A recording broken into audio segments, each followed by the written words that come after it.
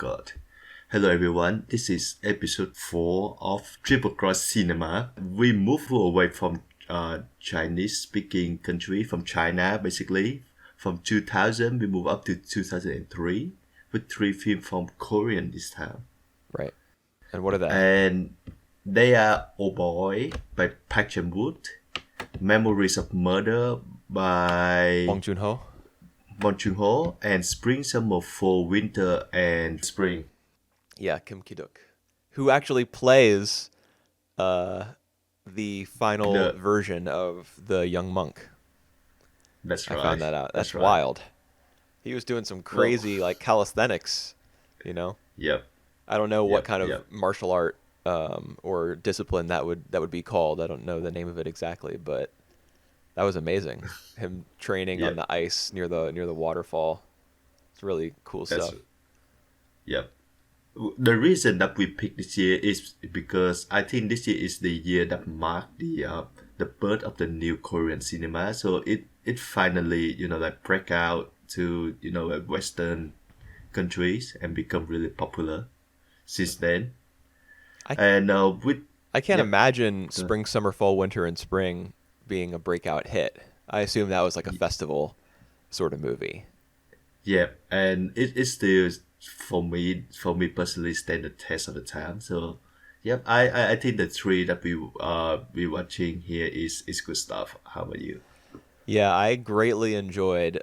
I en- well, I'll say I greatly enjoyed one of these three films. I liked another one, and Yep. the third one. I mean, it was I was engaged, but I don't think I really care for it on the whole.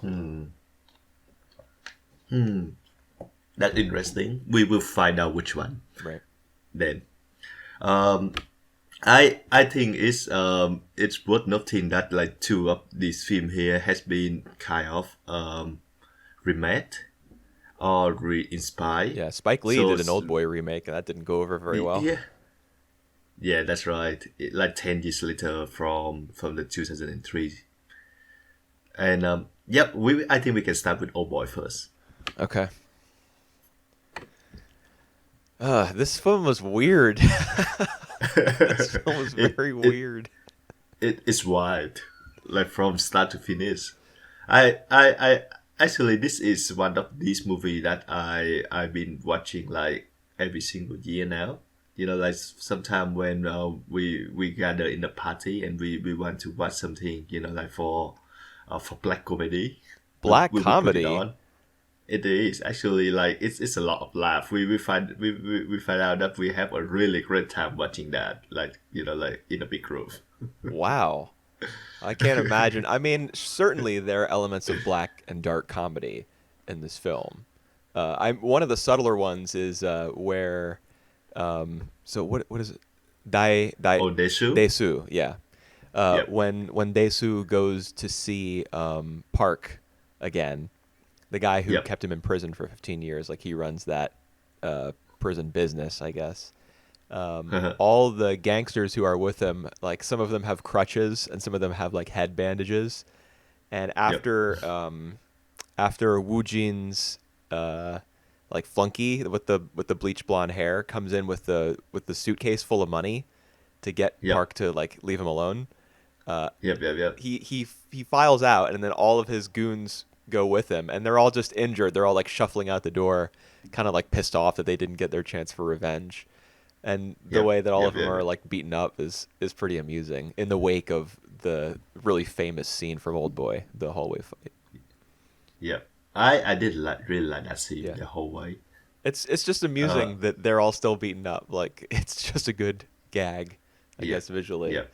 There are plenty of darker moments of comedy as well, but all the same, I mean, this film is really like perverted, just in general, not only sexually.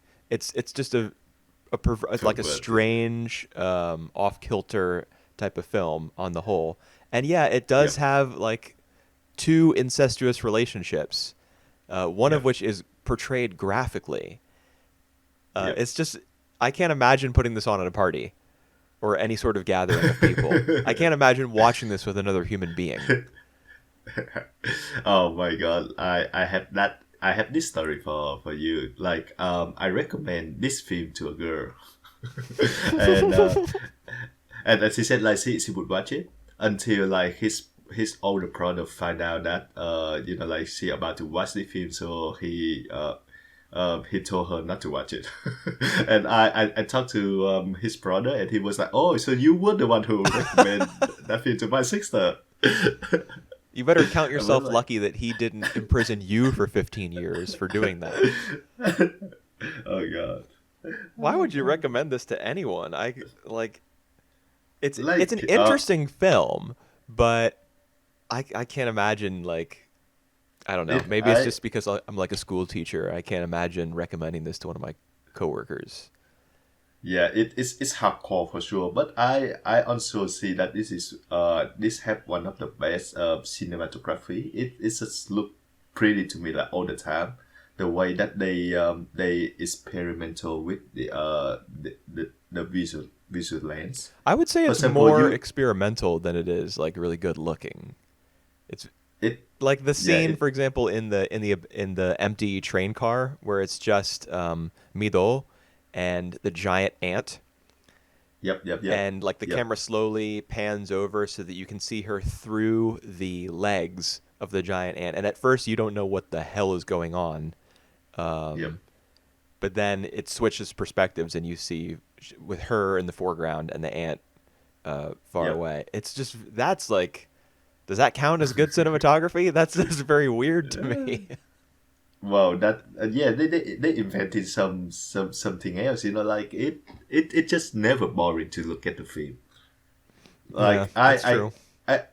I can see like for example like the scene where the shoe just getting out of the luggage. So we see the luggage first. We Right? see it falling off, and we see like it's open up, and we see a whole person in there. So like at first we didn't know for sure how big the luggage was until like it pops out and we see like the whole person in there. Yeah, I mean, when I saw the luggage, I immediately knew that he was inside because he'd been Right. talking for like, oh, one more month. I'm gonna get out in one more month. Yep. Now I assume that the reason he was saying that, I don't know if he knew that he was getting out after 15 years. Hmm. Maybe he was saying that because that was when he anticipated being able to break through the final wall more than just a Yep. brick where he can put his hand out to feel the rain. But I think, Mm. I mean, I guess he knew that he was getting out after 15 years because he was counting down. He was tattooing himself. He didn't know. He didn't know. He did or did not? He did not. He did not know. Okay. Like he thought that he was there like for life, Yeah. and just at the time that he was about to get out, he was about to escape. Right. He's been let out. Yeah. But I mean, I figured, what else are you doing showing a giant suitcase on a roof if the main character is not inside at that point in the film? That's But right. yeah, it was. I was kind of expecting him to be like really cramped up and like dying in there. But then the suitcase opens, and you don't exactly have a sense of scale because the frame is Yep. limited to just the roof of the building. It's not like it's Yep. overlooking the street, at least from my memory. Yep. Yeah, and it does turn out to be a big ass suitcase that you could sleep in realistically. And Yep. then I mean, the who is the guy on the rooftop with the dog? I assume it's another one of the inmates. No, I no. He's just a passionate, but passerby. He's nothing. He just happened to be there right at the time. So for the main character to tell the whole story of he be in prison in 15 years, and I think that's one of a darkly comic scene as well, because he Nesu just tell him about the whole 15 years that he was in prison. Now let me tell you Uh my story. oh, I have to go now. Yeah, So yeah. we didn't know yeah what happened, and And then he kills himself. He throws himself off the roof with the dog, yeah, doesn't he? with the dog. I think the dog alive. The dog survives the crash. The dog survived, yes, That would be because amazing. because I heard the dog still barking. I remember that, Oh, okay. Huh. and And then it was right after the scene that he stole a woman's sunglasses in the Right, and you see her talking to the cop, and then yep, their yep, yep, conversation is interrupted by the guy yep. crashing into the That roof of the car. Yeah, yeah, that's some comedy go in there. yeah, it is. It is pretty funny, but just on the whole, I mean, the film is so uh, I don't know, like darkly absurd Yes, that yep, I just wouldn't recommend it to anybody, and I probably don't ever want to watch it again. I mean, I don't like films that are intensely violent or anything yep, where there's like a lot of torture, like the yep, pulling of teeth. yep, Uh, I yep, yep. I covered Wow. my eyes during those scenes while I was watching this, and like Yep, after 5 seconds, I would move my hands a little bit to see if it was safe to look again. I don't really do well with that yep, sort of stuff, so it's not the sort of film yep. that I would want to watch again. I would say that like this is the film that set the tone for like the ultra violence, like that we know of Korean cinema later on. So South Korea or Korea or whatever, I assume it's No, mostly no, South Korea. yeah, Yeah, I assume it's mostly South we Korea making we this don't sort of see stuff. stuff from North Korea and anything anymore in the world. Yeah, well, I mean, if you were living in North Korea and you were to pick up a camera and film more than one scene and like put two separate scenes together, the act of making a Yep, film, you might get imprisoned for 15 years, unironically. yeah, yep, yep. Um, Um, but I it's so just what South Koreans are making this sort of crazy, yeah, violent yeah. shit They like on a they yearly they basis. they're actually pretty famous for their thriller and like ultra violent thriller. You see them every year, pop up every year. Like I think Squid Game is like one of these guys. Was Squid Game really that? I guess it was pretty violent, huh? It's not that violent. It's not that violent compared to Oldboy. I think they uh uh Well, it's more stylized, yeah, more and it's stylized. kind of like sanitary. This one is pretty stylized as well. Yeah, but this Actually, one's. I mean, I know Old Boy is based on a Japanese manga, and yeah, that's there were right. scenes where I could sort of tell maybe what it had lifted from the manga. Like for example, when when Desu goes back to the facility in order to confront Park, I think for the first time, and he's holding the hammer Okay. above his head, Yep. about to Oh, attack the yeah, guard, yeah, and the red dotted line moves from the hammer down to the guy's face yeah. or his knife or whatever. Forehead. Yeah, Yep. that's probably from the manga. And then the use of the calendar clicking down from July 1st to July 5th, Yep. Yep. like Yep. used as kind of a scene transition, and the way that it's kind of awkwardly tilting in those moments kind of reminds me of Yep. what might be done with I that calendar, like in a manga panel. yep. I like the way that it actually set in the present time. Like it's set in 2003, which is when the movie was released. So we see like all the milestone in regard to Korean culture at the time. Right. Well, he's Like watching the them all on turn, TV. yeah, yeah, that's Yeah. right. Like the turn of the millenniums Yeah. and the soccer World Cup that happened in Japan and Korea in 2002. I remember that. 9/11 was on there as well. 9/11, yeah, yeah, yeah. All these. And there was like something about the president being accused of corruption, and then a new president being Yep. elected. And I actually Mm-hmm. wonder if that could tie into some of the political events depicted in Memories of Murder. Because Yep. that film had a fairly political background. Like Yep. Yep. Yep. there were protests and drills for like what to do if gas was released at like a school. And Yep. I mean, I did a little bit of googling around, but I didn't find definitively what those events were like a reference to. But Mm-hmm. for Old Boy to have that sort of montage, and then for Memories of Murder to be politically based as well, both originating, I guess, in the 1980s. Um, Memories of Murder is set in the 1980s, and Old Boy begins in the 1980s, I Mm-hmm. think. Yeah, it would be Yep. 1988, because 15 years after that is 2003. Yep. Yep. Yep. So Yeah, that's I right. don't know what the background is there, but it's interesting. Yeah. And yeah, and one of the other shot that I distinctively remember from this film is when it it stopped with it focused on something, like it's focused on the dumpling, and then it start pulling out, so we can see like all the people holding it, and before they eating stuff, you know. So Are you talking about like it the montage of him going to all the different restaurants and eating dumplings at all different yeah, places? that's right. And I remember like there is a the one dumpling shop that he recognized.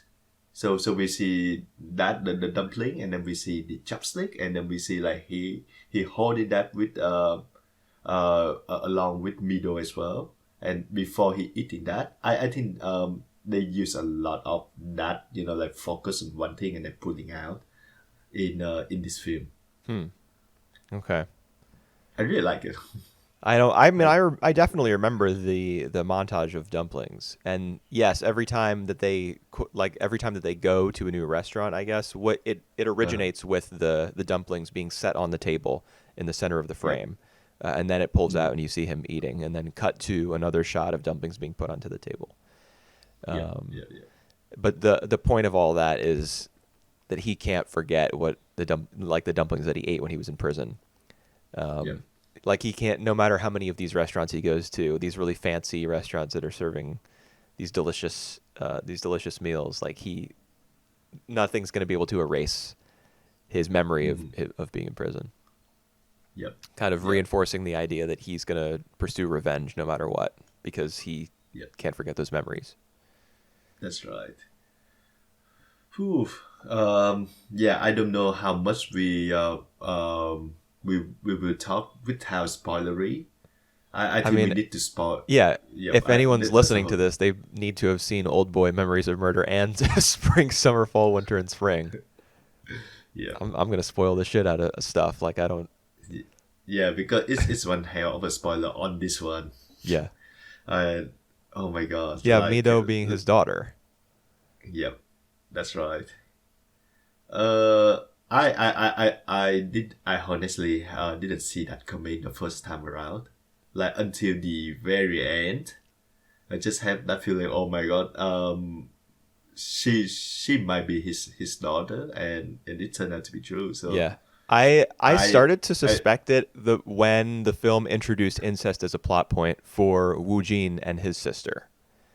yep, yep, At that point, I was like, well, maybe Mido is his daughter because she's young enough to be, because he had his little, you can infer that his daughter was like a little tiny child, yep. because he of the present that he buys for her, the wings, Mm-hmm, mm-hmm. before he's imprisoned, and the shot of her with the wings on in Yep, like as an adult or as a young woman, I should say, like in the I guess it's a hotel room. Oh, at that point she's in the prison. He's put her there, yep, yep, yep, and yep. she's That's like right. flapping the wings around her back. It's so grotesque. Um, Uh just huh. the act of her putting on that gift for his little girl, and now she is wearing it after having had sex with her own father. Uh, It's like some Titus Andronicus level shit. Like that's the Shakespearean play where uh, the guy cuts up his enemies and bakes them into a pie and then feeds them to their mother. yep, yep, yep, yep, yep. That's what this film reminded me of, was Uh, Titus Andronicus. Nasty. yep. All for revenge, and Yeah. it is. And did you buy the reason that he wanted to revenge? Like for me, like I didn't think that they should deserve to be, you know, like put in the prison for 15 years just for that. But Why? Because he spreads the rumor about Wu yep, Jin and his. Oh, I mean, no. Of course, he doesn't deserve to be imprisoned for 15 years and then, tortured just because he spread yeah, a rumor. Wu Jin is obviously the villain of the story. He's the mastermind. yeah, But I don't know. I mean, the film is just twisted in every regard. Wu Jin is twisted from the beginning, yeah. because he's reaching into his sister's shirt and unhooking her bra. Uh, All right, like all right. that's how we meet him, or that's not how we Yeah, meet him in the film, but that's the earliest moment that we yeah, see him like chronologically. And Dae-soo, I mean, he's. It's not as though he obviously he's not messed up in the head from the beginning like Woo Jin is. But the first thing that we see of him, not chronologically, but like in the film, the first time we see him is he's like drunk and disorderly in a police station, that's right. and he's like getting down on He the floor and kicking at people who are trying to restrain him and stuff. So it's not as he the tried to what's up? he tried to pee in the police station as Yeah, well. well, he did. What the funniest part of that is that after he's like restrained and like, hey, you can't do that. He's like, ah, yes, yes, I'm sorry. I just really have to pee, and then he gets up to do it again. Yeah, yeah. Yeah, so Jeez. he's not fucked up the way that Wu Jin is, but he reaches that point because of Yep. what he goes through over the course of the film. So that's the thing. While I was watching this, like there wasn't anyone in the film who I could kind of because all three of these films are about cruelty in a sense. Yep. But this is the one of the three where I couldn't recognize myself in any of the characters. Right. I can see. I can totally see why. I think like the main hook of the movie is really at the beginning that we try as like him we try to find out what happened to him for that he being kept in prison for 15 years. So I think that the hook is pretty strong, and that's something that we can like he make a good protagonist for us to like follow him along. But in terms of relatable, he's not that relatable in term of personalities. Yeah, Yep. or sanity. Yeah, that's right. He goes insane while he's in there, and I mean he's capable of holding conversations with people, and like his mind isn't so broken that he can't like his train of thought works the way that maybe a normal person's would, but his soul is basically Yeah, gone. yeah, yeah, yeah, He's he remembers a whole bunch of stuff that he saw on TV, and he's I don't know, like when the hypnotism is being explained to him, he knows exactly what kind of drug it is that makes it yep, work. yep. Because I guess he saw Hmm. it on TV once, and he remembers details about specific fish and things like that. Yep, But just because he remembers all that stuff doesn't mean that he's not like literally insane. yep. And I don't know. I mean, I could relate to an insane person maybe in a Yep. film if I were watching. I've seen things like Rain Man, somebody whose brain Uh-huh. doesn't Yep. work at all the way mine does. I can have empathy or sympathy or whatever empathy I guess for that sort of character pretty easily. Mm. But in Old Boy, I didn't really feel like I was just kind of watching the spectacle unfold, uh, Yep. and just finding everything to be completely over the top and absurd and cruel, and not really finding any humanity or like shared experience or any sort of wisdom anywhere in the film or anything at all other than what the film was just presenting literally on the screen. Yep. Yep. Yeah. It's like one of these mindless film that like a bit swarmy as well. And oh, I think I need to talk about the production design for the film because I think it's fantastic as well. Remember like the room of uh Wu Qin in the top of the basement, in the top of The penthouse? the penthouse, yeah. Yeah. And remember when he changed clothes and like he pressed on the bottom and like the room just opened up Yeah, uh, well uh, it's like a closet on the that's shelves. completely closed and then the two sides of it split apart so we can walk between them. Is that what you mean? Yeah, it just looked amazing. Yeah. Like I Well, every bit of that room and of the penthouse in general, like he's dressing himself up. He's got the cufflinks, he's got the tie clip and everything. It's all just to highlight the contrast Yep, between him and this room. Desu, who's like an animal at that point in the movie. I mean, he literally gets down on the dog on the ground and barks like a dog. And he cuts out his Yep. own Yep. tongue. Like I couldn't watch that. As soon as I saw him pick up Yep. the scissors, I knew he was about to harm himself in some way. I didn't know what it was going Yep. to be, so I like turned away from the screen Yep. until I heard the crying stop. Uh, Couldn't watch him cut yep. off his own tongue. Yep. Wouldn't you die He of did blood that. loss? Isn't that a thing? Like if you cut out your tongue, you die. Yeah. Yeah. No. No. No. Yeah, because of the blood loss. So if he still, like have But he lives. this, he alive. Yes. Unless Yeah. it's all a No. dream. Ooh. Unless the end in the snow is a dream. Yep. Oh god. Yeah.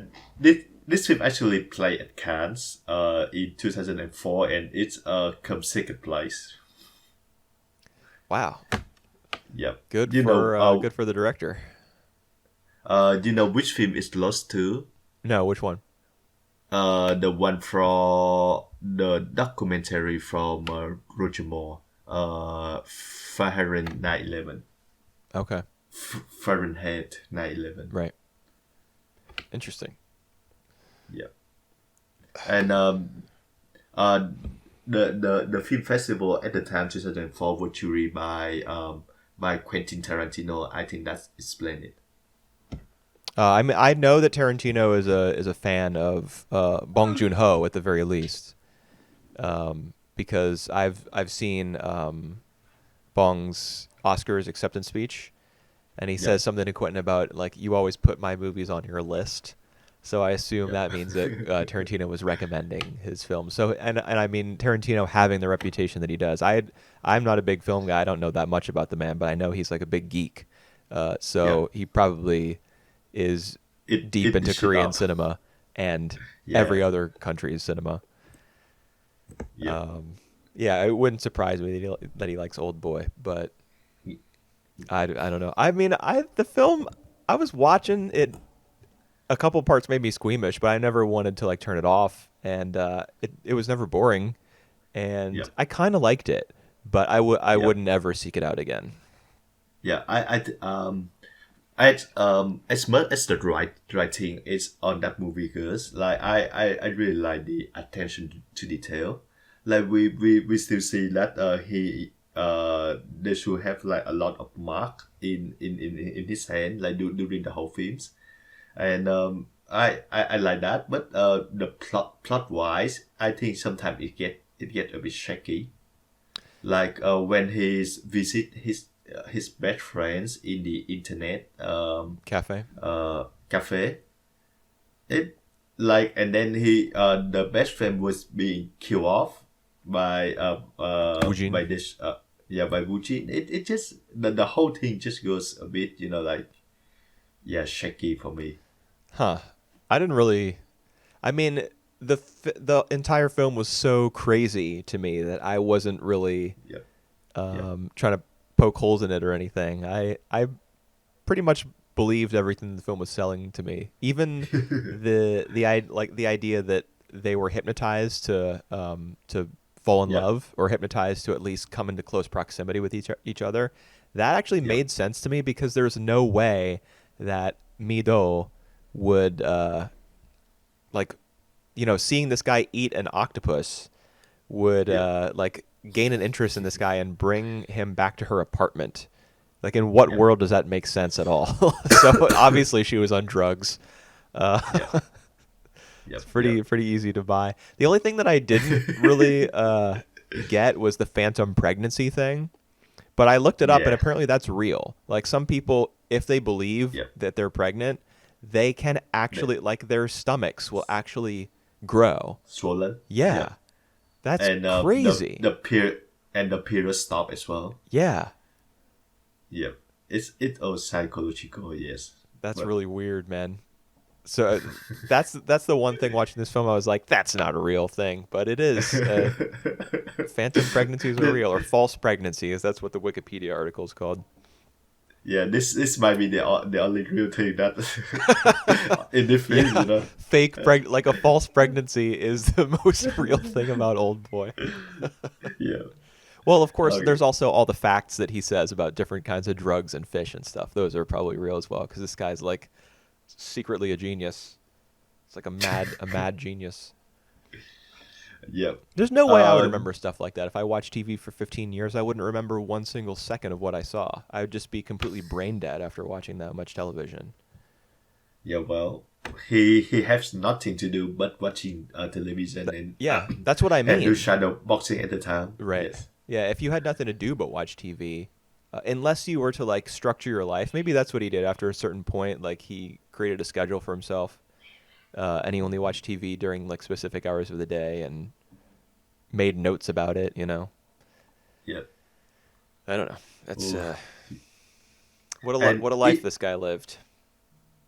Yeah. Yeah. And then he get to get out to like to normal every to normal day with money and Oh, that's right. Yeah, he's given a yeah wallet with a and bunch of money inside. What was the other item he got at the time? There were two a things. phone A phone. That's a right, the phone. phone. Yeah, because Yep. the Woojin needs to be able to contact him, Yep. so that he can play his game with him. Yeah, this film is a Yep. little bit Squid Gamey. Yep. um do you like the soundtrack of the film? No, I Hmm. didn't. Right. Right. Whenever classical music was being used, I thought it was a little bit too like tongue in cheek, like something really violent is happening or something really disgusting is happening. But we're Mhm. accompanying it with classical music for the contrast. I get it, and I've seen movies and TV shows that have done some stuff like that before, and I found it effective. But for whatever reason, I didn't like it too much in this film. And of course, there was more modern music as well, but I never really liked the soundtrack that much. Hmm. Right. Because I would say that this is one of my favorite soundtrack as well, to the point that I have it on my iTunes and sometimes I listen to them. Hmm. Especially the song right at the end where like they meet up and we see like the snow things. Right. Where he Yeah, talks to that the hypnotist. no, after that, so it's the part where Oh, they where he meets up with Mido again after he's been yep, hypnotized. Or has that's he? right. Oh yes, we don't know that for sure. Everything is just a dream. Right. Well, the film kind of pans over the snow, and there's a question as to whether there's one set of footprints or two, but it's difficult to make out because it's in the snow. Like, I don't know. There were two chairs there. I choose to Yep. believe that he was hypnotized, like the woman really was there. I just don't know if the hypnotism was successful. I think that's Yep. the more important question, not whether the woman was there at all, but Yep. whether like it worked Yep. and he has forgotten that Mito is his daughter. Because the final shot is of his expression going from a laugh to like a look of, uh, you know, like pain, Setma. Yeah, pain. That's right. anguish. Yeah. So I don't know whether the hypnotism worked or not. I don't know whether he was hypnotized. Um, but damn, what a gross plot line. All right. I would say that Oldboy is like the pinnacle of the new Korean cinema. So like when you mentioned about like all those emerging Korean directors and their films in the last 15 years, Oldboy will suddenly pop up, or Passion Wood will suddenly pop up on at the top of the list. And for me, this is one of my favorite Korean films in that era as well. Mm. It just I yeah, like I told you, I watch it like almost every year Yeah, and that's really weird to me. still still enjoy the hell out of it. Well, I have now seen 4 Korean films in my lifetime, and this is my Yep. least favorite. So, All right. I mean, I get that I get its appeal. I guess it's really disturbing. It's brutal. It's really off kilter. It's interesting to look at, but I don't find much. I don't Yeah. find anything in it that I would want to revisit. It's But interesting. but Interesting it film. yeah, it's funny that like my favorite film from the 2000 Chinese film that we talked the other day was In the Mood for Love, and you wasn't high on that at all, Yeah. and this one as well. Well, you're really big into film, and I'm not. Yeah, So even though I have some idea, you can go online and Google real quick what's the best film from such and such a year in such and such a country by such and such a director, etc. yeah, You are. It's easy for me to look that information up, but I don't have any attachment to those sorts yeah, of ideas or rankings. You yeah, do, and that's gonna influence your opinion of these films at least a little bit. yeah, yeah. Whereas I That's go right. in virtually blind to all of this stuff. So Yeah, not a like fan of Old Oldboy, Boy not a and fan of either of the two Wong Kar-wai that we are films that about I to have say. now seen. Right.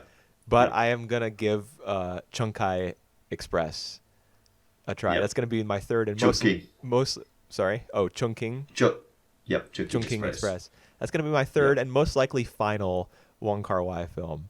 But I'm All gonna right. give it a try because of the California Dreamin' video Yeah. that I saw on YouTube, and the girl looks really cute. Yeah. This is a manic pixie dream girl, which I don't Yeah. mind. Yeah. It's like it's almost 10 over 10 years that I've watched Old Boy In the Mood for Love, and they have been, like part of my life for so long that Yeah. yeah, yeah.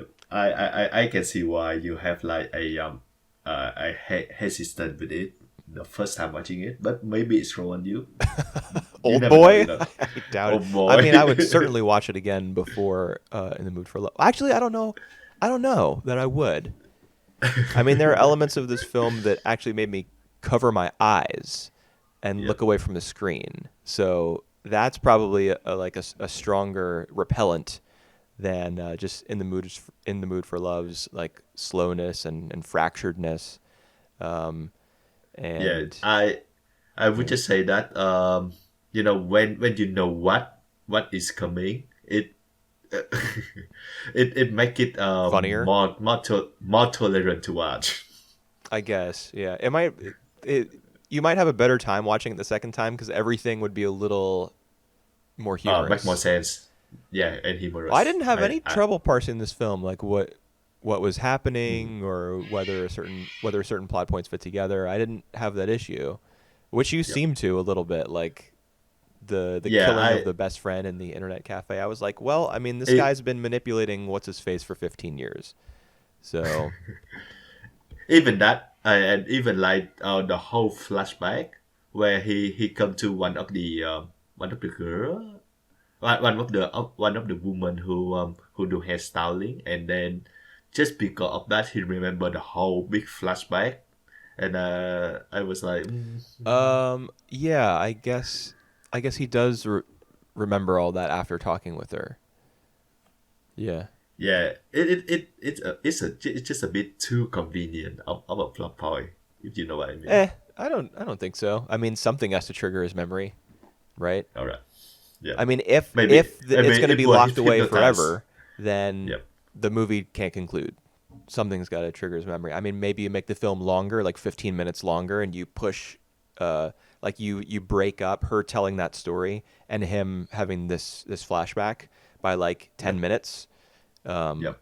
something like that could make it more palatable, I guess, for people who are questioning the authenticity of how his brain works. But I mean, he's insane. The film could do whatever it wants at that point, basically. Like, oh, you remembered this now. How? Insane man. Doesn't matter. He's crazy. Yep.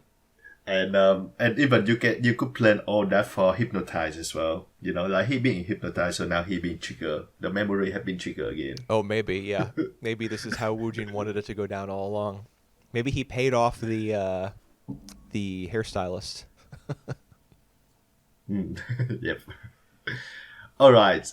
Speaking of, I think you mentioned about the footstep in the snow, so we can move with another film that have a lot of footstep.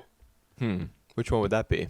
I mean, both of these Mem- films would fit. That's absolutely right. Yeah, because Memories of Murder. yeah, well, Memories of Murder, there's literally a conversation between Detective Seo and Detective Park about Korea being such a small country that their detectives actually walk. Do you remember that Yep. conversation? Yep. Like detectives actually like they walk around and they do their work on foot as opposed to the Yep. FBI. Like he brings up the FBI, of course, from the Yep. U.S. He's like they're just like their heads are spinning around and they're going all over the place because their country's so big. So yeah, there is a lot of running, stepping, walking, traveling in this film. And yeah, and even to the point that they fake one of the footsteps in the crime scenes Right. to yeah to To frame the mentally yeah, handicapped guy. that's What was his right. name? It was Kwang Ho. Kwang Ho. Yep. Yeah. Uh, yeah, that was awful. Like when Detective Park is introduced, and I recognized him as the father from Parasite, That's also right. directed by Bong Joon Ho. So That's right. he must be like one of his favorite actors, like somebody who he collaborates with frequently. And I know Yeah, there are some very directors frequently. who do that a lot, like they cast the same leading man or leading women in a lot of their films. Yep. So All yeah, right. Detective Park was a scumbag. Like he's introduced as a scumbag. Um, Hmm. he's framing people for murder, Yep. multiple people, in fact, and his partner like beats them up in order to coerce confessions, and it, it's like it's real disgusting stuff. Right. But over the course of the film, I think he becomes more concerned with actually bringing the killer to justice. Like he starts to get onto the same wavelength as Detective Seo, who's from Seoul, Yep.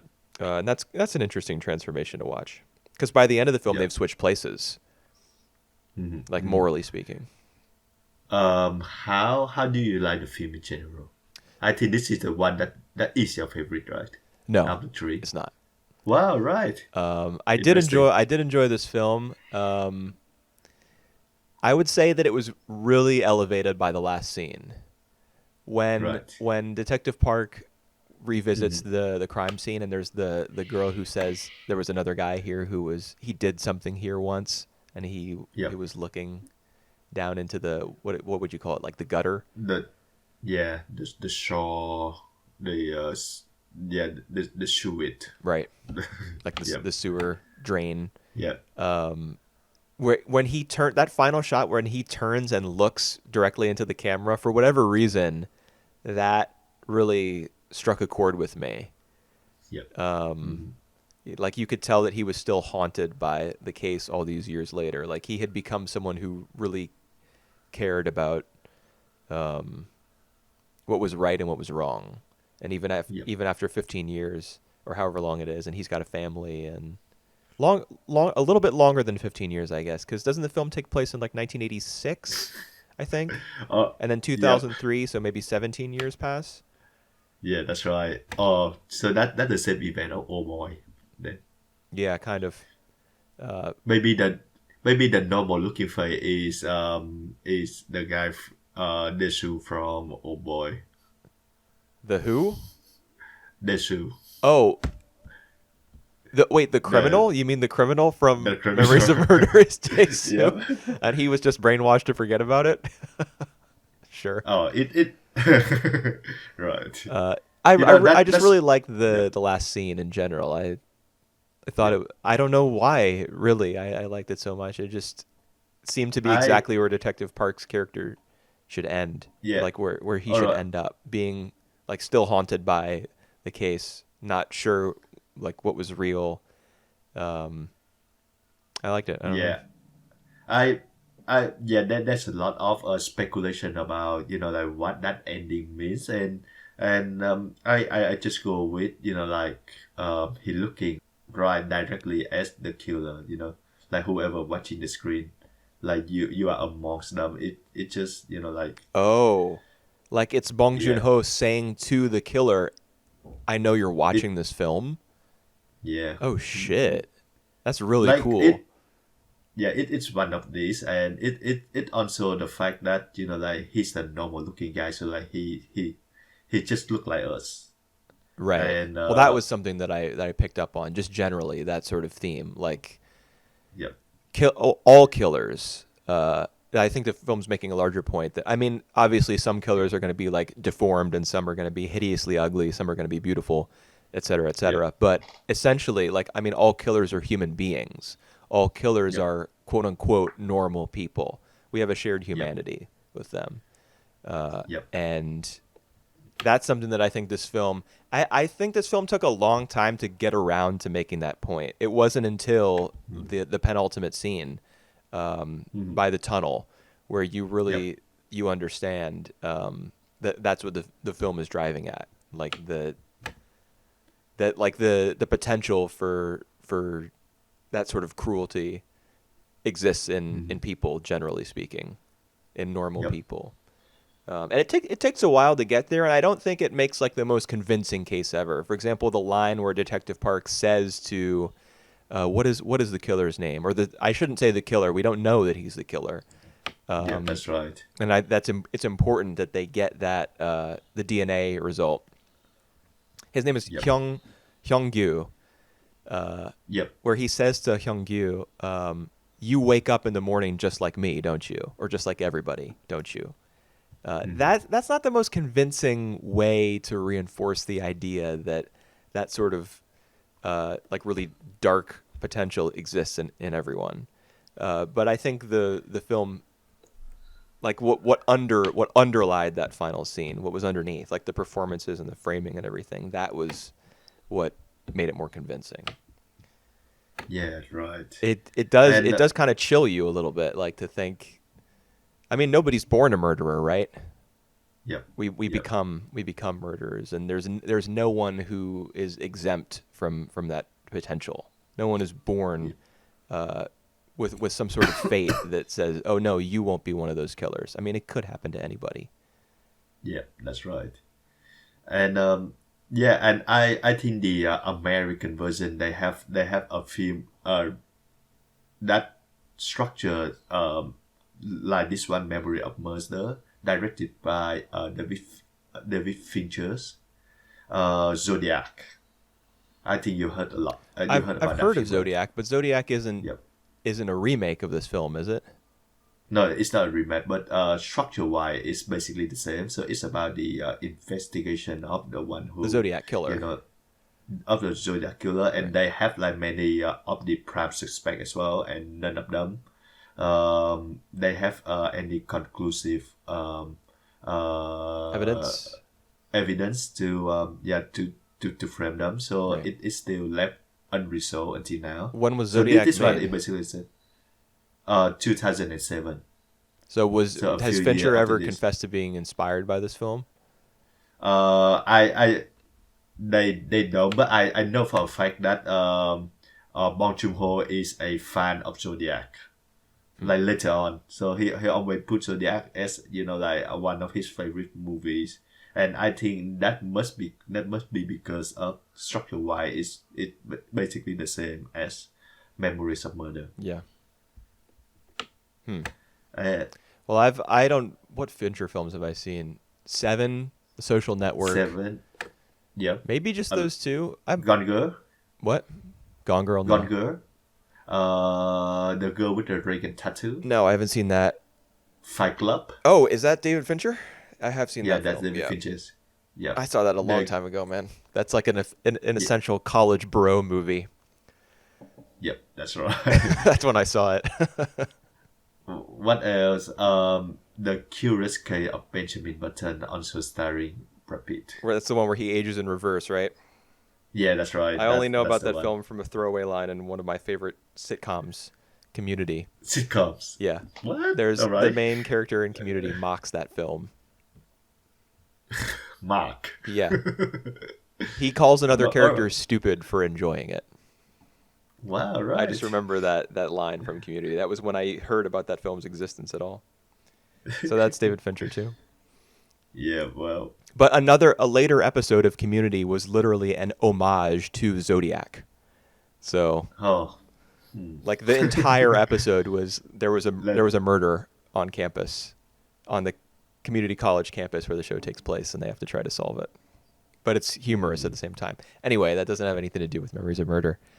yeah. This film is Beside pretty good. beside humorous, I think this film is also humorous as well.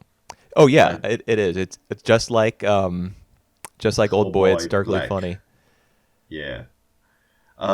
I think they really nail it on how like the police team like mishandles some of the cases. Some. It's like they can't do anything right, especially at the beginning. Like Yeah. the panning shot where it's Park walking through the field, and you see up on the bank like the forensic Yep. investigators are like tumbling down the slope trying to get over to where he is, and Yep. people Yep. are Yep. Yep. driving over crime like And tracks and footprints and stuff in their cars, yeah. and it's complete chaos. Nobody knows what the heck is going on. Yeah. And like people would like on the crime scene, people just would just come and watch it, and they ruin the crime Right. scenes. And that they're like little kids running Yep. around, and Oh my god. when the film opens, you don't realize right away that Yep. you don't know That what's was a happening crime at scene. all, because it's just Yep. like, doesn't it open on some kids walking down a dirt road or something? Yeah. And It eventually it's revealed that they're chasing a car, and in that car is Detective Park, and then Park goes over to Yep. the gutter and sees the woman. But before that, you don't know where the film's It taking you. it literally is starting with a kid chasing the one of the insect.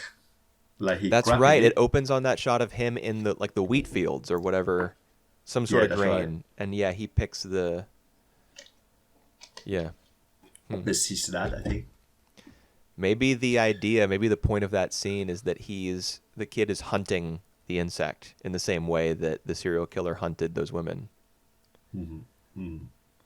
Sort of Yep. a commentary on, I don't know, like people's predatory instincts Yep. in the same way that spring, summer, fall, winter, and spring kind of does. And this one I didn't really take notice the first time around, but somebody mentioned that on the online before, and I started to notice it. But remember, like in one of the medicine that these police they talking together in the office, there was like some stranger just walking in and walking out, No, I don't remember like that. yeah, in the background without anyone noticing him. Like I think it's like I just it's a remark from Bon Joon Ho that like The building's not something secure; that people can just get in. like something happening before, like in front of your eyes, and you overlook it. Ah, well, it's not supposed to be Hyung-gyu, is it? No, no, it's not. It's not. Okay, It it's just just a guy. like some stranger walking in, and then walking out without like any of the police take Yeah, notice. I mean, if I had spotted that, I would have just assumed that was a commentary on how like disorganized the Yep. entire police Yep. force is. Like, who is this guy just walking in where Yep. all this I secure agree. evidence is stored, and all these like papers and files, and Yeah, I agree with you with that. it's Yes. ridiculous. Yeah. You This know, is a crime scene number 13. it's, Remember the shoes? yes. Yeah, well, Oh my he god. says like this is piece of evidence number 28 or something Oh yeah, along 38. those Yeah. lines. Well. 26, 28, and he says that to the new detective from Seoul, who he has literally like accosted, and they've gotten into a fight. It's really Yep. interesting to me. We see Detective Cho do that like drop kick move on various Yep. people throughout the film, but Park does it too in that scene, if I'm not mistaken. He comes down Yep. from his high point, like up on Yep. the road, and he gives that guy the same drop kick. Uh, Yep. he and Yep. Detective Cho are not that different, even though Cho is like almost a comic figure with how violent and kind of And clumsy he is. Park is smarter and maybe a better cop by just a hair, but he's also still like a brute. yep. And didn't you know that like Bon Joon Ho reduced the idea of like framing a mentally handicapped person into a crime later on in his movies as well, in Murder in 2009, which is like one of my favorite Bong Joon Ho movies. I've heard of that film, but no, I didn't know that Yep. there was a mentally handicapped Yeah, person.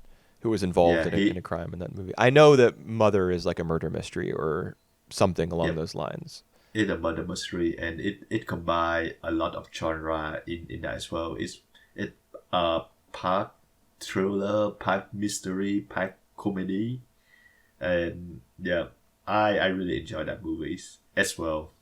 Hmm. Well, well, I mean, I've seen this and Parasite, and from those two, I know that he has a fixation on like Interesting. well, violence, and definitely his films seem to have a political edge to them.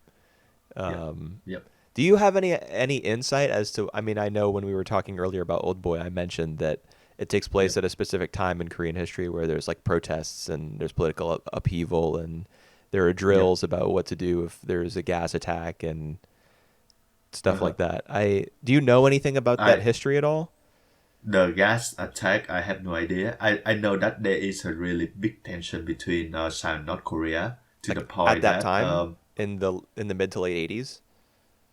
until now as well, like to the point that there are some specific army unit trained just to kill the other president of the other countries. Well, I know that in Korea, military service is mandatory, right? Everybody Yep. has to do Yep. two Yep. years, or all men have to do 2 years. Or may have to do 2 years. If even if they are like actor directors Right. or like entertainers, they have to do that That for kind of two reminds years. me of the situation in America, the World War II. Like there were famous baseball players who had to go off and do and like serve in the war.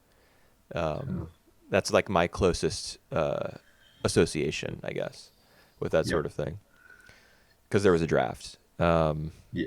But yeah, it's I guess I mean if military service is still mandatory, part of that could be cultural, like a holdover. But I mean you have to assume that tensions are still high between North and South Korea. I've seen in the Yep. news that there's like talk of demilitarization and denuclearization, But but I yeah, mean the situation's probably still really unstable. that's right. And So I yep. guess if that instability is still going on now, then it was probably just as bad back in the 80s, Yep. and that's what this film is commenting on a little bit. But it also seems like there's a specific scene where it seems like Bong Joon-ho is almost criticizing uh, like South Korean policy on this sort of stuff. Like it's when Mm. the murderer's looking for another victim, like he's in the trees and he sees Detective Park's nurse Yep. cross paths with the young woman, the girl who we see multiple times throughout the film. She goes to that high school, Yep. and as he's up there in the trees, there's like the sirens blare, and then a voice comes a voice comes on over the loudspeaker and says like, turn off, unplug everything from your outlets, shut your doors. It's Yep. it's almost like Bong Joon Ho is criticizing people for like turning a blind eye to the country's actual issues. There's like a Mm. murderer and a rapist up in the Yep. trees, and what's happening while he's up there scouting out his next victim? People are like Yep. closing themselves off inside their houses and not. Yep. I don't know. I mean, that's a reach on my part, but because I don't really know the political situation there, but it seemed like that was I the way that the scene was framed. While there was a killer outside ready to rape and murder a woman, everyone else was just in their houses doing nothing about it. Yeah. Well, I definitely see your point there, but like personally, I think isn't it much more safe and self control that like they take care of their own, you know, so that Yeah, mm, just more generally, like everybody's just prevent. worrying, like everybody's protecting themselves. Yep. Yeah, that Yep. So yeah that makes sense. Everybody's just in it for themselves, and innocent people are hurt, but that's nobody's yep. business. I mean, people are just gonna go mess up the crime scene after it happens, gather around and Yep. gawk at the woman with a bunch of peaches in her like vaginal Uh, cavity. yeah. I would say that the ending, like you said, really elevate everything. Even like the one before that, where like they took one of the prime suspect to the train and find out about the DNA report that he is not the killer. Well, I think that's actually one of the best parts about that scene is that that's not what happens. The paperwork says it cannot be definitively concluded that he is the Yep. murderer. It doesn't say this isn't the guy. It Yep. says Yep. Yep. that there's not like a sufficient match. So he could be. It's not. Mhm. He really could be the murderer. The result of the DNA test does not prove his innocence, Yep. and that's important because it kind of reinforces the idea that anybody could be a killer. Like this guy, as he's walking away in the tunnel, he could be the killer that they're letting him Yep. go, but it's technically the right thing to do, you know. Yep. But I mean, Huh. he's probably the killer. But No, we don't. We never know for sure. yeah, But you don't know for sure. yeah. But I mean, the fact that he has the soft hands and like the timing of him finishing his military service and arriving in town right as the murders are starting, and the fact that he is sending all these postcards from his address to the radio Yep. station, and the murders are happening on all those nights. Like, there's a lot of it's circumstantial evidence, Coincidence. Yeah. but it is it Not conclusive. right. It's Yes. inconclusive. Yeah. I mean, personally, Uh, it doesn't really matter what I think because the point of the film is that you can't know for sure, for sure. but I That's think he right. did it. Yep. Oh wow.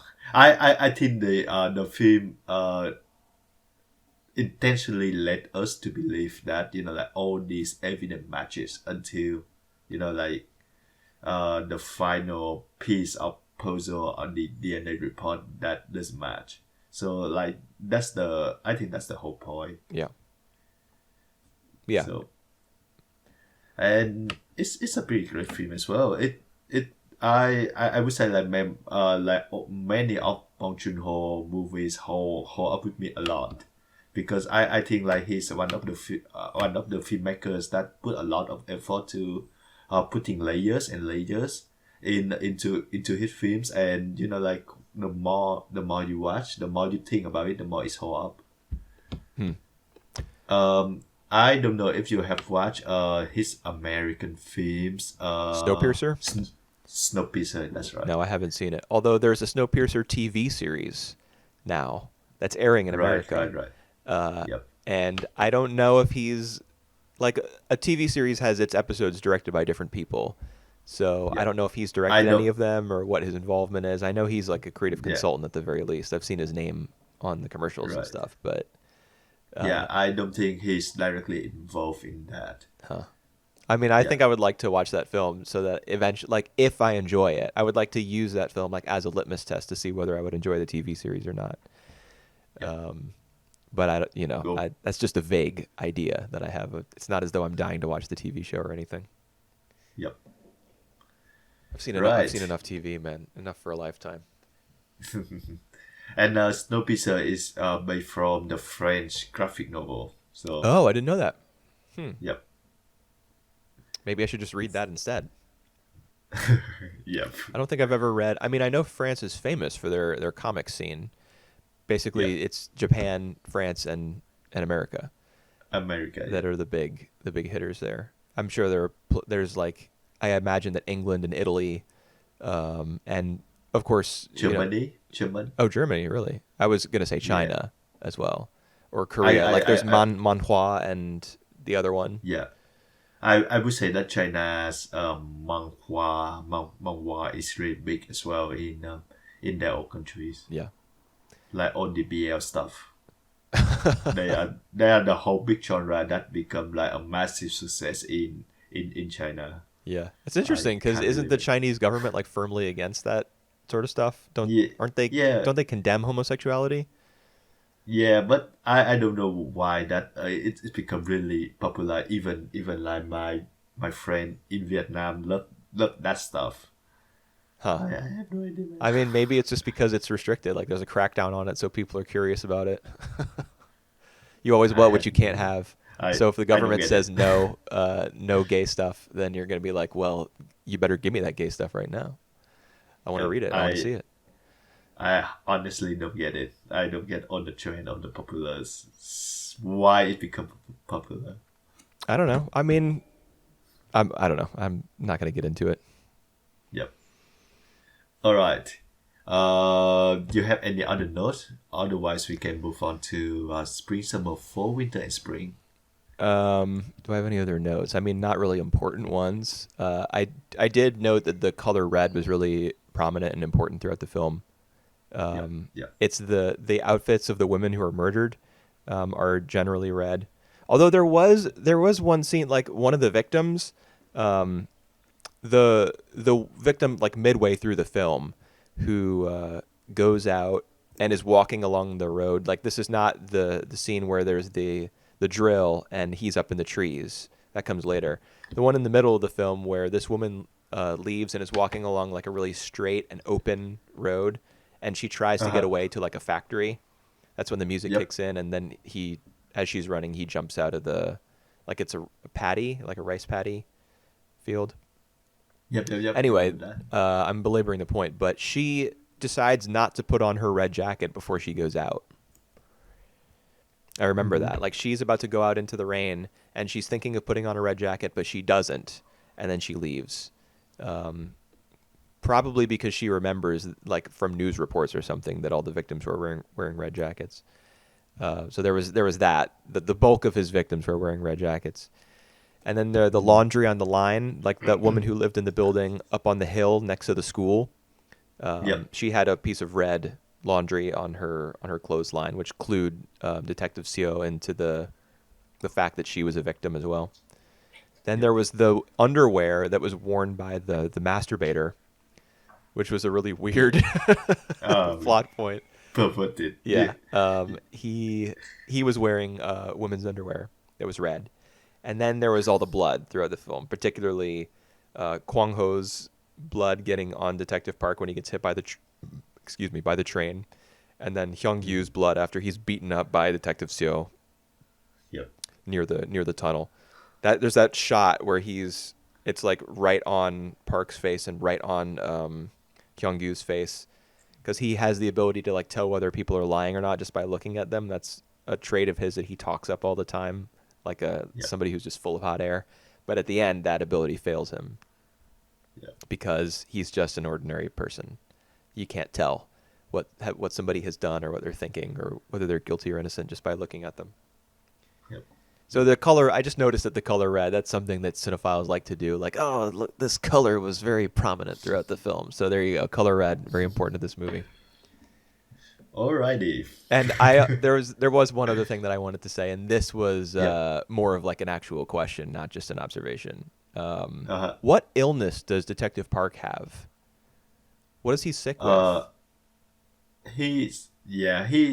think he's been detected with something that his leg had to be amputated. I'm not really sure about like exactly what that is. That's Detective Cho. Who has to be amputated because he gets tetanus from Kwang Ho stabbing him with that with the nail. Yeah, but Detective Park is sick. He has that nurse who he sees multiple times throughout the film, and the first time we see her, she's at his apartment, I guess, and they have sex, and then she injects him with something. And then later on, when she gives him a call, like she calls him out of the office, and they sit on the riverbank, and she hooks an IV bag up to the branch of a tree, which I thought was one of the most clever ideas that the entire film had. Like you hooking an IV bag up to a tree, like that sort of medication being administered in that natural setting was really interesting to me. But I don't know what drug it was or what illness he has. The film never, to my knowledge, confirms that. Yep. No, I don't know about that either. Huh. Maybe diabetes, but I don't know. Diabetes, maybe. I mean, but I don't know. I mean, this film they don't have the technology to run DNA tests in 1980s Korea.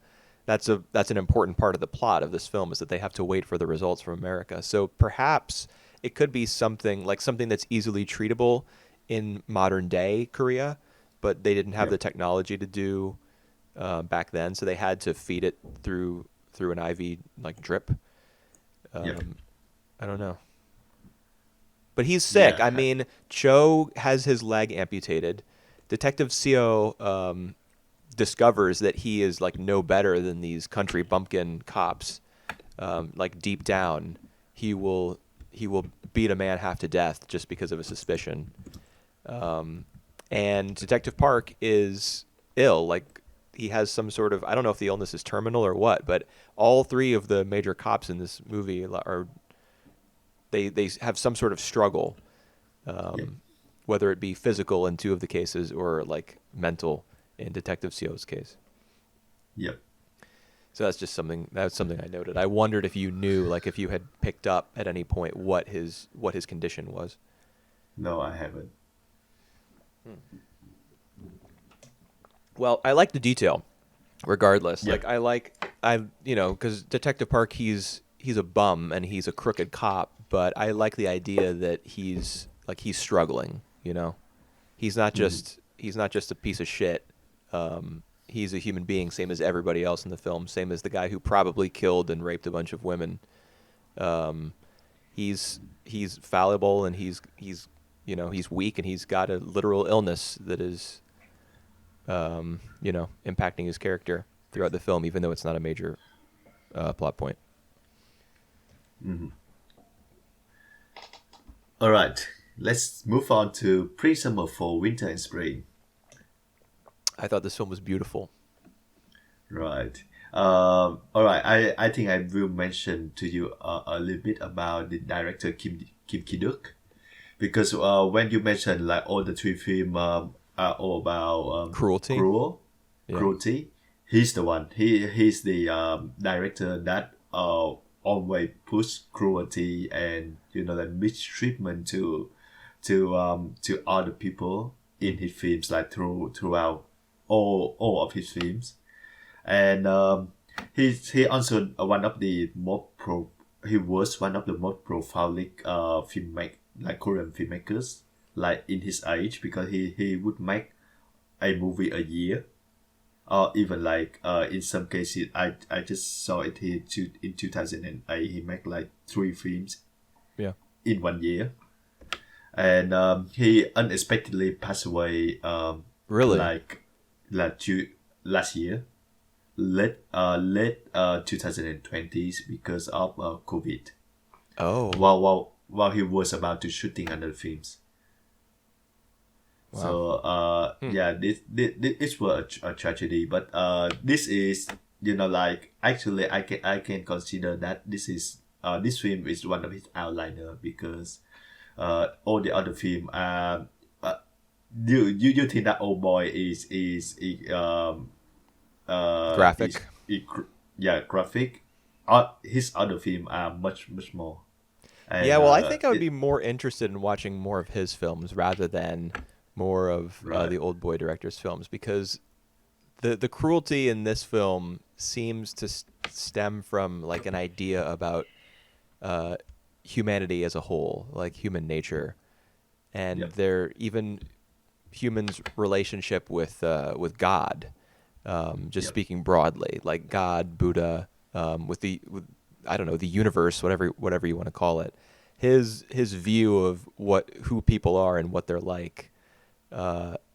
It seems Old Boy like intends to shock you, I think, but spring, summer, fall, winter, and spring, at least to me, it is, I don't know, like it intends to turn a mirror on the viewer. Yep. So that sort of horrible treatment of people in a film, maybe I could get behind, if the idea is to like, you know, say look Yeah. at this, now look at yourself. Are you really so different? And I think this is animal cruelty at the first part that, like, actually left me a lot of impact. Yeah, I Like, definitely noted during the the film. I have to imagine there was a huge amount of controversy The like the fish having a rock tied to it, the frog having a rock tied to it, that's not so bad. But the stuff in the fifth act and Spring, Yeah. like forcing those rocks into the mouths of those animals. I mean, Hmm. they only do it to the you only see it on camera performed on the fish and the frog. You don't actually see the snake with the rock in its mouth. That shot is a close up on the boy's face. So I Yeah. doubt that they actually did that because I that would be too I dangerous. I would say they actually did that to all this. But you don't even see It- the rock in the snake's mouth. Yep. Yep. So I doubt that they shot it. That'd be too Yeah. dangerous. It's like a little boy actually handling a live snake. They couldn't Yep. do that. Yep. But they did it You. to I yeah when especially the shot of the frog, man, as its Yep. belly was turning up and it was like floundering in the water. I mean, water is where frogs live, and this kid has made the water like not even that is a safe place for this frog. It's horrible. Yep. But I think that's the point, you know. I mean, that's how the film opens. The first chapter, Spring, is people are terrible. Uh, Yep. I mean, I know being being a school teacher, that kids will mess with animals like that. They Right. do that like on the playground. If there's Yep. like, do you remember? Well, you're not living here in the States. Was the But recent cicada outbreak, was that a worldwide thing or just a an American the thing? right the what outbreak? Cicada. No, I have never heard about that Okay. cicada. Well, you know that cicadas like hibernate for a long, long time, like 15 years or 18 years or something, and then they wake Yep. up, and there will be like a particular summer in various regions where the cicadas will be so loud that anytime you go outside anywhere, the Right. cicadas crying will just be so fucking loud. Right. And It's not an issue at all here in okay, Australia. All right. yeah, well, cicadas, I think they're native to Japan, and Yep. they were introduced to America at some point in the past. And anyway, recently, like 2 years ago or something, there was a huge wave of cicadas waking up from their hibernation, and so there would Yep. be cicadas like all over the playground when I would take the kids out, Yep. and the especially the boys would like they would Kill them. chase. Well, yeah, they. I mean, sometimes they would just stomp on them, Yep. but they would also like trap them inside of buckets, and then um, they would like sprinkle little pebbles down inside the bucket, and like watch the cicada kind of try to avoid all of them. And kids do that. Like that's real. Kids will Yep. torment other living beings, um, and psychologically, you know, I think it's just they're coming to terms with I don't know what it is. I mean, I could go on Yeah. for like hours as to what my ideas are, but really they're just Yeah. experimenting. Um, Yep. and Yeah. Exercise the power. yeah, well that's what it is. But where does it come from? Where does the need for power, like where is it Yeah. rooted psychologically? And it's So interesting. I that mean, the I. film makes you consider that sort of stuff from the beginning. That's right. That's right. Um, and then Uh, he like the idea that lust leads to possession and possession leads to murder. yep. It just like you know the guy just knows everything. The older monk just knows everything. Mr. Squid Game, uh, Yep. just like in Squid Yep. Game, Yep. he was manipulating everything. He was the guy pulling the strings in the end. In this film, he knows like he knows this guy. Uh, he knows what people are capable of. And you have to Yep. imagine that because of the cyclical nature of the film, perhaps even this man, this older monk, um, was once that child, exerting Yep. his dominance over Yep. like weaker, It. smaller life forms. Yeah. It come full circle. So I would strongly think that he has been experienced one the same when he was a kid. Yeah, it's terrible. I mean, I really was wrapped up in this film, and I really respect it. So I Yep. didn't like actually, I entertained the thought as I was watching, why don't you go down there and teach this child, your child, who you are Yep. raising, why don't you teach him not to not to do this? Kill. That's what I, Yep. when when the cicada Well, yep. outbreak happened at the start of whatever Yep. whenever that was in the school year, or maybe it was summer camp. I guess it was probably summer camp or near the end of the Yep. year. I like before we even went out for recess, I would be like, okay, now you need to leave the cicadas alone. And of course, there were some kids who just ignored me because that's what Yep. kids do. But you need Yep. to teach them to respect life. Uh, Yep. and the easy parallel to draw is that you wouldn't want anyone to do that to you. So you should treat these cicadas the way that you want to be treated. It would hurt you if someone were to step on you like that. So we shouldn't do it to the cicadas. Why doesn't this monk teach this child not to torment animals this way? Yep. He. So I mean I'm not judging the film morally for not Yep. having the character act that way, but because I really do think this is like a really pure and like sublime film, but I that thought did like enter my head and kind of rattle around as I was watching, especially in the fifth act and Spring, as you see the new child, like the new young monk, um, being watched over again, just watched silently by the older monk who doesn't correct his behavior. Yeah. Well, I think this come from like the whole philosophy of Buddhism is that you are more of like observing things and don't change things the way it is. Hmm. So it's not about like prevent the evil. It's more about like you live as unselfish as possible. Yeah. And yeah, so Mm. Yeah. You yeah, so I guess you have to live with whatever evil all the exists inside cruelty. of you, and you grapple with Yeah. it continuously. Like that, I think that's one of the tenets of Buddhism, right? Like Yep. it's a struggle. Life is Yep. struggling.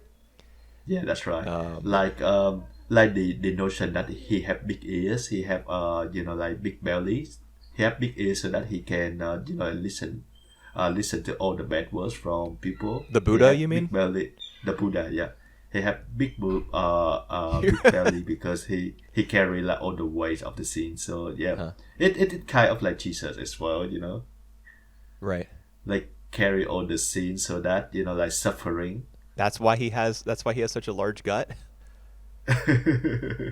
well, I'm not Interesting. going to that Interesting that detail. Yep. that's the way that sin or evil would be represented in the Buddhist religion, is that it would be located in the stomach.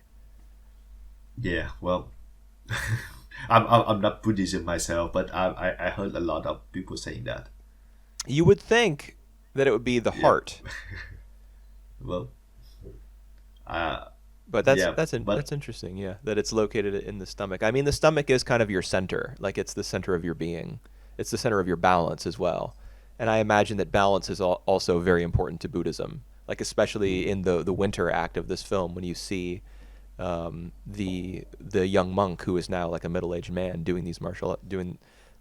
Is it yeah. appropriate to call them martial arts? I think it is, because a lot of martial Yeah. arts Yeah. are based in Buddhist like Yeah. teachings, right? Yeah. I would say so. Yes. Yeah. Like if that's part of Buddhism is like the like control of your body and understanding of your body, being able to manipulate it into these difficult shapes, then I Mhm. guess it makes sense that like the essence of a person, perhaps their whatever evil or whatever sin is inside of them would be located in their stomach, at their center. And Yep. you would have to battle against that in order to hold those poses and those positions and find your center. Yep. It's just it's just a I. film that makes you think about shit. Like, That's right. and it's I it's think so this is. unbroken. It's such an unbroken film, even though it's literally separated into five chapters. It just feels like one piece of work. Yep. And I remember like the first time I watched it is by through a recommendation of one of my friends, and she didn't like it at all. So why'd she recommend it? Like she just said that she watched it with her boyfriend at the time, and she remember her boyfriend really appreciated it, and she didn't like it at all. She find the whole thing boring, Huh. Well, and it is. I wonder what the reason for that would be. I mean, I shouldn't even I try to think of it because obviously it's just a matter of personal taste. yeah Um, I think that the film it is is a too pretty slow. male-centered film, though. Yeah, it is actually, yes, but I mean, the no. woman is just an object, essentially, Mm-hmm. an object of lust. Yep, yep, that's right. I mean, she gives a good performance, and it's even kind of cute. Their relationship is kind of cute, but it's Yep, not exactly a feminist work. that's right. Like later on, we find out that well, when he come back, that he wanted for murder of of the wife Right. of killing his wife. Right. So yep, Yeah. Well, it's he did it because she cheated on him with another guy. yep, But you hear that, and the like infidelity is such a major. I don't know. I almost want to say trope. Like it's such a big plot point in yep, so many films. Like the girl or the guy, just infidelity in general. It's a cause of tension and of conflict, and you need that to tell a story. But it's like it's yep, so overplayed, yep, And in this film, what I appreciate about it is that he's killed his wife yep, because his justification is that she was unfaithful, but yep, the old monk foresaw this, or at least he didn't look into the future and see that this was going to happen, but he knew that, or at least he believes that the desire to possess someone yep, is what leads to evil, and given that framing, it's like when he comes back and he says, "Oh well, she cheated on me. Ah, I'm so angry. I killed her, and now I'm going to thrash around in this lake for a little bit and pick up some stones and throw them in the water." Ah, while he's doing that, the old monk is looking. He's up on the rocks, looking at him doing this the same way that he looked at him when he was a boy, torturing these yep, animals. Now he's torturing himself yep, because of the illusion that this woman belonged to him. yep, In a sense, like I mean, obviously not a feminist work whatsoever, but in a sense, like the film rejects the idea that you should even be angry or be saddened or sorrowful if your partner cheats on you, be they male or female, because that's all like you don't belong to anyone and no one belongs to you. yep, So I mean that's just yep. The that's such a radically different idea than 99% of movies will ever present you with.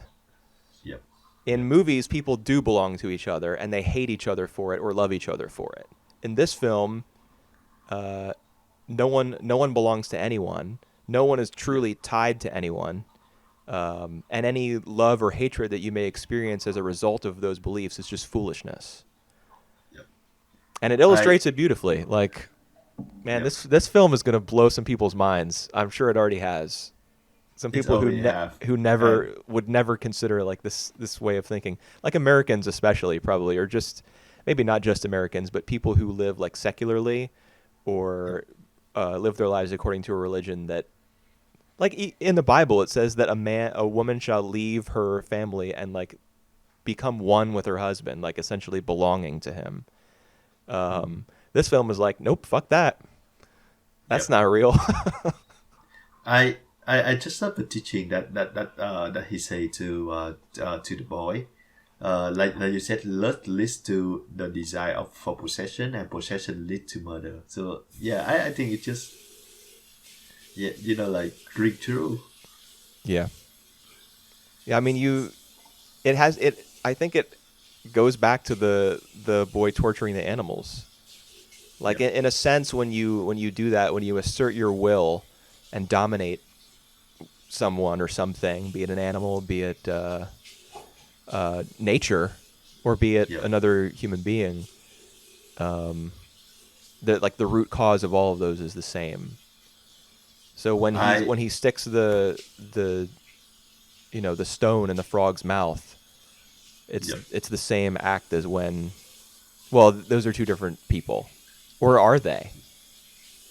And I don't mean that in a flippant sort of every they could be the same character, because film can mean whatever you want. I mean, like, the film almost seems to be in its secular nature. The film almost seems to be like making the argument that we, like, everyone is one. You know what I mean? Like, everyone goes through the same struggles in life. We all live the same. We all live the same life, and we are all like we're we're all broken in the same way. We have the same tendencies. It's almost as though everyone lives the same experience, and the idea that we are separate people and we can own each other or even have relationships with each other as two different individuals is an illusion. Like, everyone in living the same life is really part of the same, like, body of existence. That's kind of a Buddhist thing, isn't it? Yeah, it's kind of Buddhist thing, and yeah, it's kind of just really a strip back, and yeah, just a really refreshing way of thought. Yeah. Right? Like, the Yeah, any barriers that you would like put up between yourself and another person are really just illusions, because you're really the same as that person. yeah, You yeah. don't share the same consciousness. I mean, it in Buddhism is the ultimate goal is like a shared consciousness, right? I have no idea, but I think it's more about like giving doing something good so that it's all about karma, Right. living a yeah living a good karma to the afterlife, and it's about how you call when you Reincarnate? reincarnate into the next life, yeah. So it's all about karma and reincarnation in Buddhism. Right. But you eventually, like, once you go through the cycle of reincarnation enough times, I remember learning a little bit about this from researching Pure Land Buddhism when Yeah. watching Heike Monogatari. Uh, if Oh, you wow. if you're like, I don't know, if your karma's positive enough, or if you adhere to the teachings and the tenets of Buddhism, and your faith is strong, like, you can Yeah. be reincarnated into the Pure Land, which, as far as That's I right. Yeah. understand it, is like a land where people who have achieved that level of enlightenment, they live together like as one. The Yeah. distinctions between people are like broken once you Hmm. enter the Pure Land. Yeah. Well. And I don't know, it would be great to watch this film as a Buddhist. Like, this film's going to be super impactful for everybody. If you're a Buddhist, it could shake your faith or it could strengthen it. If you're not Yeah. familiar with this religion, Yeah. it could have a certain, like, mysterious appeal. It could present you Yeah. with concepts that you never would have been exposed to before, Yeah. never thought about. It could make you question your entire life. It could just it could make you question everything that you know about film. Yeah. Um, it's really I film with a lot of yeah. potential. Yeah. I just love that. Yeah. Like you said, it feels stillness. Like the whole thing is like just a one piece, and it come full circle at the end. Hmm. So even in the title, it come full circle. Yep. Yeah. So Conceptually, it comes full circle in terms of its yeah, story. and All of its characters, I feel like they live circular lives. And I must warn you that if you want to watch more of his film, this is not the indication of his style. Yeah, you said it wasn't representative. Like, it's, Yep. I assume that most of his films are more modern and more like maybe Um, uglier. well, he actually prefer like a he don't have a lot of dialogue in his films, Yeah. so it just mainly like just showing what happened, and a lot of cruelty in his film, like uh even more graphic, and a lot of them have been cut. Mm. Well, we talked a lot about animal cruelty here, but Yep. there's a lot of cruelty between human beings as well. Maybe not a lot, but the scene where the young monk returns, having killed his wife, and does that sealing ritual, Yep. where he writes out "shut" on, and he puts it on his eyes and his mouth, and I can't remember if he does it on his ears. I know the old monk does it on his ears when he's ready to die.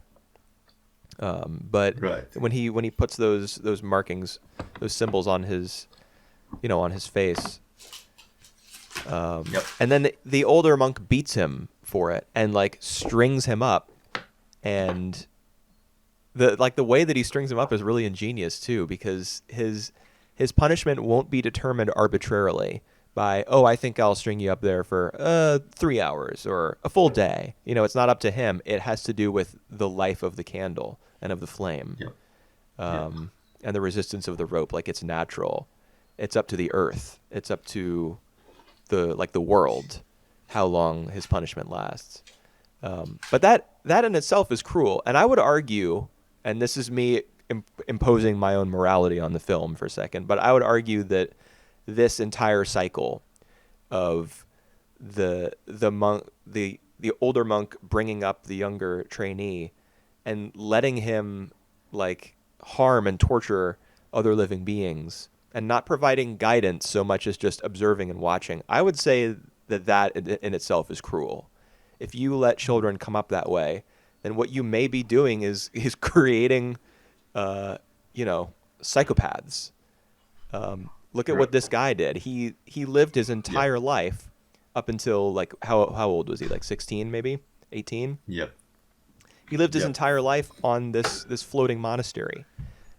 He wasn't prepared for society, and he certainly wasn't prepared for society because he was brought up by someone who observed rather than intervened, Yep. Yep. and it didn't work out well for him. Um, you know, Well, mm, yeah, it's depend.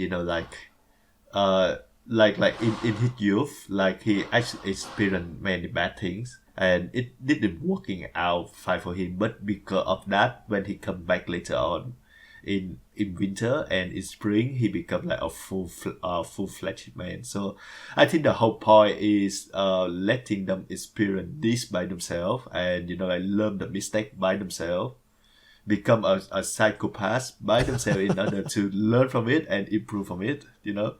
So I yeah, think it's like a bigger scheme that we're thinking of here. yeah. I mean, I definitely agree. I don't actually, in watching this film and in thinking about it, I don't Yep. actually put that on the film or like use it as a strike against it. Yep. Yep. Um, Yep. but just like if you were to ask me, or if Yep.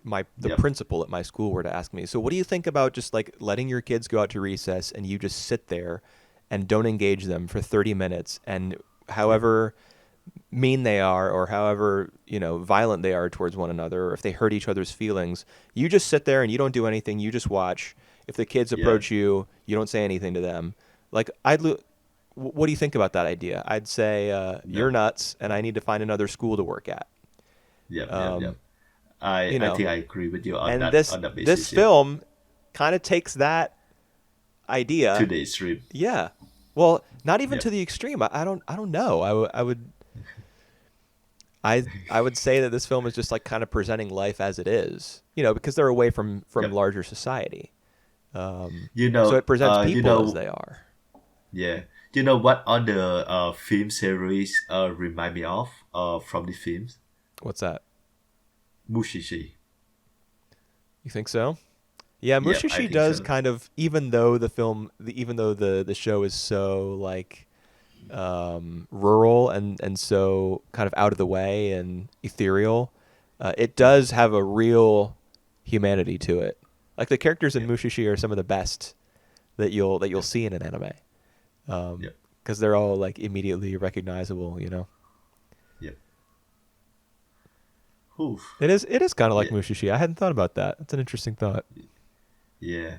Like it just between man and nature, and it's yeah, it's all about humanity. It's all about like a way of uh it's respecting life the way it is, Hmm. and like learn from it, like live with it basically. Yeah, well, I mean, spring, summer, fall, winter, and spring. There is respect for nature certainly, and like in the way the film is shot. Oh man, Yep. the Yep. Yep. like the shots of the wide shots, the long shots, Yep. um, of the monastery floating in the lake, and like when it's really early in the morning and the sun is only starting to come up, it's still very like the hue is very blue, and the mist Yep. is hovering over the water.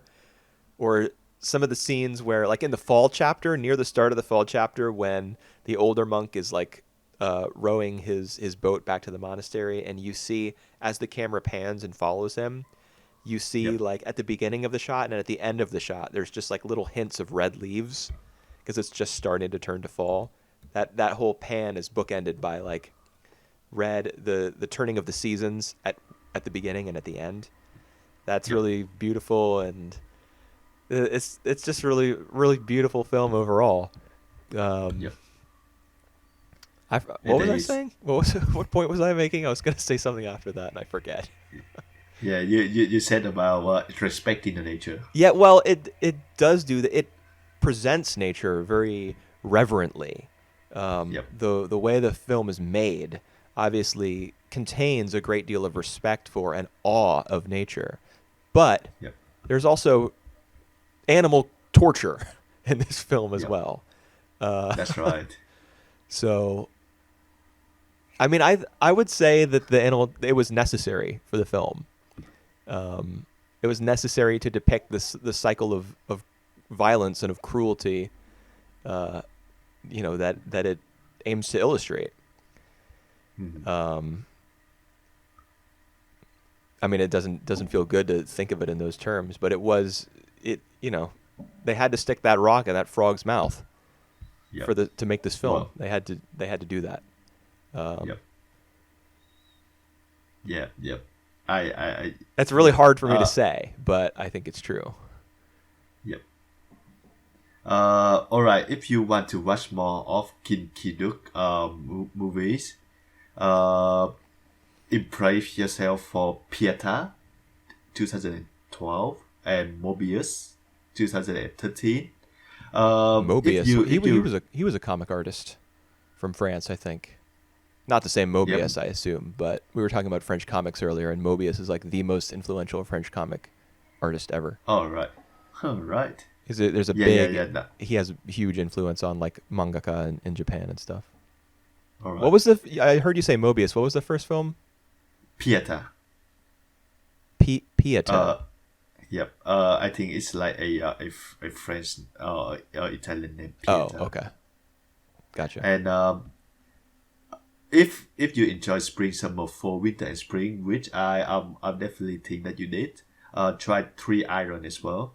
This doesn't have the cruelty that he always have in other films, but it's beautiful shot. Everyone love it. Three Iron. Huh. All right. All right. Yep. Interesting. So what do you? I have a question about something that happens near Yep. the end of the third act in this film, the fall act, All um, right. where the detectives are they get in the rowboat with the young monk Yep. and they try to row away, but they say Right. the boat's not moving. What Mhm. was happening there? Because there was no rope attached to the boat. Yep. I I paused and I yeah. went back and I looked. I was like, did he have the rope in his hand somehow, or was it still tethered to the base of the monastery, or what was happening in that scene? I didn't. Was it something Yeah. Well. supernatural? Because I have to assume that's what it was. Yeah, I just think that it was something supernatural that happened. But yeah, I no, I don't really think that much about that scene either.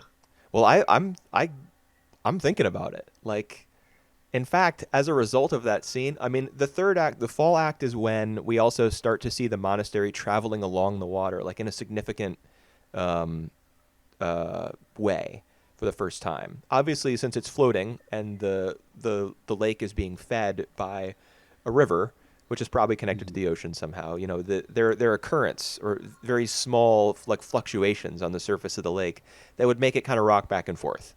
But in the fall act, we see a couple shots. There are two shots of the monastery like really booking it across the surface of this lake, like moving as fast as a rowboat would move.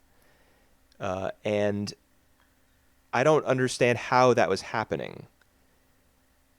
So I have to, like from this point, I started to like theory craft about what the hell was going on, and this moment, like I started to think that maybe the older monk has control over the way that the monastery travels, and so Uh, when yeah. when the two detectives were in the boat and they were trying to row away with the guy, with the young Yep. monk, maybe they were actually rowing, but the older monk was also moving the monastery at the same rate of speed, creating All right. the distance between the boat and the monastery was not increasing. They it didn't look like they were making progress, but really they were rowing and the monastery was moving. And maybe huh. the older monk did that because he himself felt attached to his disciple, to his pupil. He felt an attachment to him, and in a sense, he felt possession over him, and so he moved the monastery out of like a And that sense of like longing to keep him close. And as a result of that feeling, him feeling possession over this young man, he committed he suicide. gives. Yep. I started to think about that. Like, obviously, the Wow. implication is that he's near the end of his life, and so he decides to commit the sealing ritual, to perform the sealing ritual, and he kills himself because he's reached the end of his life, and he's reached the end of his purpose, because his the boy that he raised has been taken away to be imprisoned. Yep. So All right. now his duty is done. But man, that's the fact that the boat wasn't moving really threw me, and I started to think about all this shit. All right. I went with the original train of thought that that he reached the end of life, so he just commit suicide. But that was a really interesting take that you just you just tell me. So I would definitely replay that scene again to see like if that fit. Because for now I think that it's a bit outreach. It makes sense. Yeah. It's a bit outreach. I mean, I do think that in that scene, we get a hint that the older monk does want the younger monk to stay. Like just Yeah. the fact that that would Yeah. be inserted into the film at all, that the boat isn't moving, would be a chance Yep. for the older monk to contemplate the life that he shared with the younger monk, and he'd want him not to go. Yep. And even that Yep. That makes to a sense. really devout Buddhist like that, even that small feeling of not wanting this Yep. the younger monk to be led Desire. away, that would be sinful. Yep. He would Yep. feel like some longing or some possession or some desire. Yep. And yeah, it is a reach to say that he killed himself because of that. But I wouldn't be surprised like if that thought were weighing on him as he made that decision. Yep. He comes to the end of his life. It's time for him to die. He's fulfilled his purpose. But at the very end of his life, he's committed this sin. And Yep. he it weighs on his Punish mind. himself. Yeah. Yep. Like he is trying to excise that sin out of him, out of himself. Yep.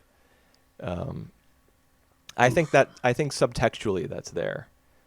Do I really think that he, like he was controlling the monastery? I don't know. Like it's possible, but probably not. Yep. Yep. I All just right. enjoy that the film made me think Yep. about any of that stuff at all, and then it made me think about so much stuff.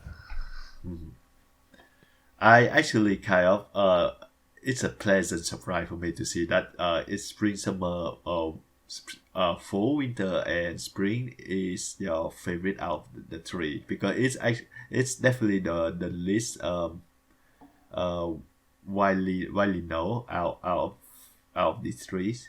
Yeah. Well, think about the way it was shot. Yep. How little the camera moved. That seems to be my thing. Yep. Yep. Yep.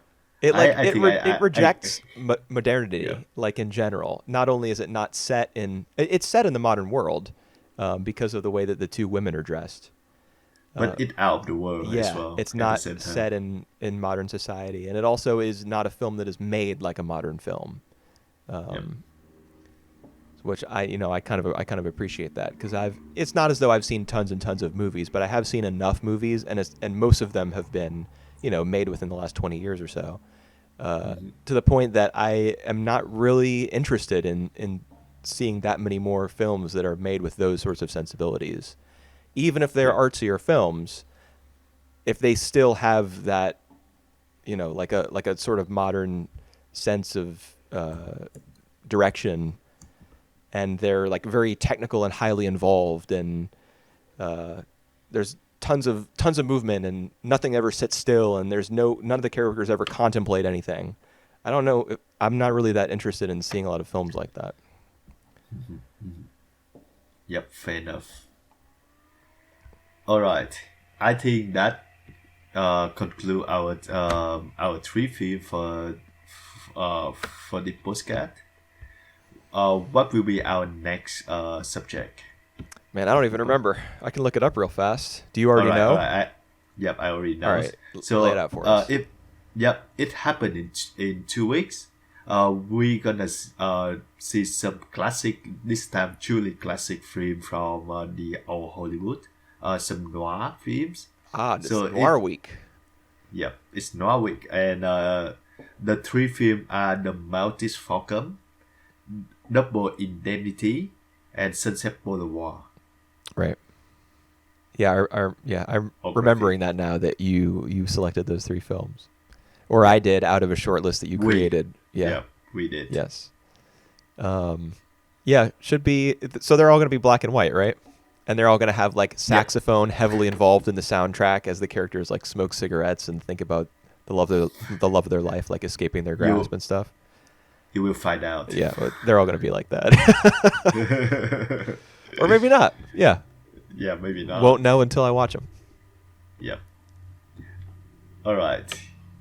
So see you later in 2 weeks, guys. All right, see you then.